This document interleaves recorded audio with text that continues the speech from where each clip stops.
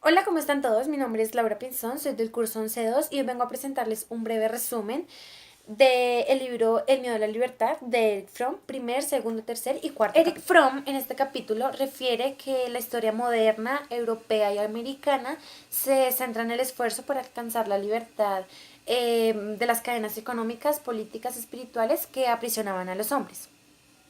Las luchas de la libertad fueron sostenidas por oprimidos que buscaban nuevas libertades en oposición con las que tenían privilegios de defender. Sin embargo, Fromm consideró que la relación entre individuo y sociedad no es de carácter estático, porque el hombre tiene una función creadora. Además, refiere Fromm que la naturaleza humana no posee un dinamismo propio y que los cambios psicológicos deben ser entendidos en términos de desarrollo y de nuevos hábitos, como digamos adaptaciones o nuevas formas culturales. También posee ciertos mecanismos y leyes inherentes cuyo descubrimiento constituye la tarea de la psicología. Eric Fromm en este capítulo refiere que la historia moderna, europea y americana se centra en el esfuerzo por alcanzar la libertad de las cadenas económicas, políticas y espirituales que aprisionaban a los hombres. Las luchas por la libertad fueron sostenidas por los oprimidos que buscaban nuevas libertades en oposición con los que tenían privilegios que defender. Sin embargo, las clases en las que determinaban la etapa que habían compartido contra la opresión. En estas luchas, el hombre creía mejor morir por obtener la libertad que seguir oprimido. Además, alude nuestro autor que el hombre fue fijando los principios del liberalismo económico, de la democracia política, de la autonomía religiosa y del individualismo de la persona. Y para obtener la libertad del individuo era necesario la abolición de la dominación exterior. Fromm hace una crítica al pensamiento de Freud en el sentido siguiente. Dice que Freud llamó sublimación a la transformación que conduce de la expresión a la conducta civilizada. Dice también que si la represión es mayor que la capacidad de la sublimación, los individuos se toman los neuróticos y entonces hacen preciso conceder una merma en la expresión. Sin embargo, Fromm consideró que la relación entre el individuo y la sociedad no es de carácter estático, porque el hombre tiene como una función creadora. Además, refiere Fromm que la naturaleza humana no posee dinamismo propio y los cambios psicológicos deben ser entendidos en términos de desarrollo de nuevos hábitos, como por ejemplo las adaptaciones y las nuevas formas culturales.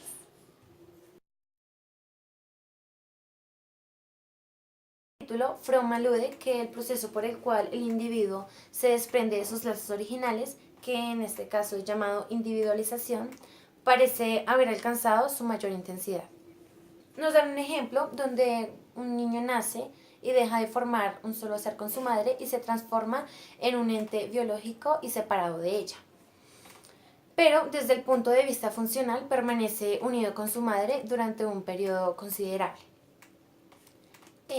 También el individuo carece de libertad al solo estar unido con su madre desde la seguridad y el sentimiento que pertenece a algo y de estar arriesgado en una parte de ella.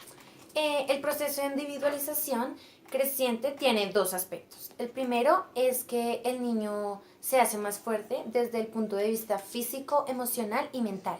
Y el segundo es el aumento de la sociedad con los vínculos primarios que ofrece la seguridad y la unión básica con el mundo exterior. También habla de las religiones primitivas que ofrecen un testimonio de los sentimientos de unidad absoluta del hombre con la naturaleza. El hombre constituye todavía un elemento integrante al mundo natural. La identidad del hombre con la naturaleza, clan, religión, otorga la seguridad del individuo. Bueno, en conclusión, Fromm refiere que el proceso de crecimiento de la libertad humana se trata como de un proceso de crecimiento de su fuerza e integración con el dominio, digamos, sobre la naturaleza del poder y de su razón. Pero ello también implica un aumento de su inseguridad y aislamiento y, por ende, una duda creciente acerca del propio papel en el universo es del significado de la vida propia. Bueno, y en conjunto con esto, un sentimiento creciente de la propia impotencia es significativa como un individuo.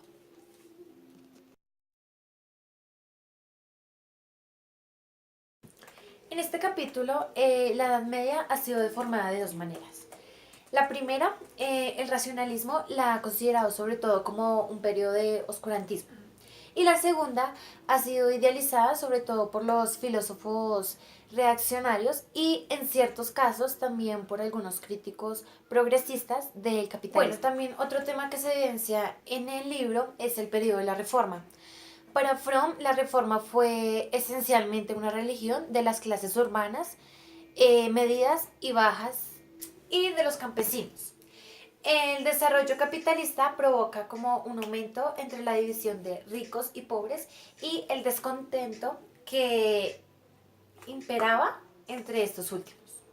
En la Reforma surgió el luteranismo y el calvinismo como nuevas religiones, dirigidas a la clase media urbana, pobres de las ciudades y también campesinos. Por medio de sus enseñanzas aumentaron y al mismo tiempo ofrecieron soluciones capaces de permitir al individuo hacer como frente al sentimiento de la inseguridad que de otro modo hubiera sido como insoportable. También dice que el hombre puede obtener la certidumbre de su salvación si tiene fe, que se otorga por Dios, en la que lograba callar en cierta medida sus dudas, pero en esas nunca desaparecieron. Fromm sostiene que la teoría de Calvino mostró el mismo espíritu de lo que también comentó Lutero, tanto teológico como psicológico. Y en esto enseñó que el hombre debería humillarse y en esta autohumillación es el medio para obtener la seguridad de la fuerza divina. Bueno, también nos evidencian que en esta época se desarrolló una tendencia compulsiva hacia el trabajo en el cavilismo, debido a que su angustia era demasiado alta. Todo ello se produjo en el desarrollo del capitalismo. Bueno, finalmente el calvinismo y el luteranismo se dirigieron a la clase media, lo cual se sentía amenazada y frustrada, lo que produjo su hostilidad y poder permitirse y ostentar el pequeño grupo de capitalistas e incluso los de la iglesia.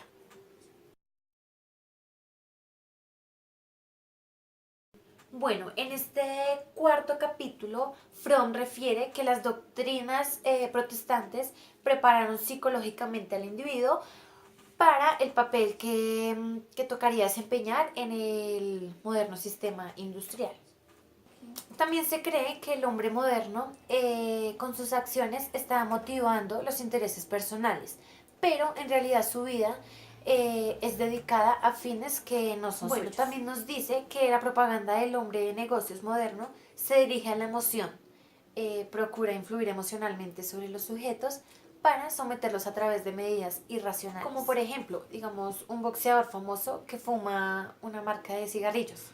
Lo mismo sucede con la propaganda política en los países democráticos. En conclusión, el hombre común norteamericano se siente invadido por un sentimiento de miedo y de insignificancia.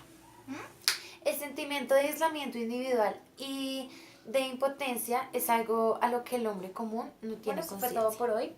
Espero hayan entendido un poco más sobre este libro y les haya gustado mucho. Nos vemos en la próxima. Bye.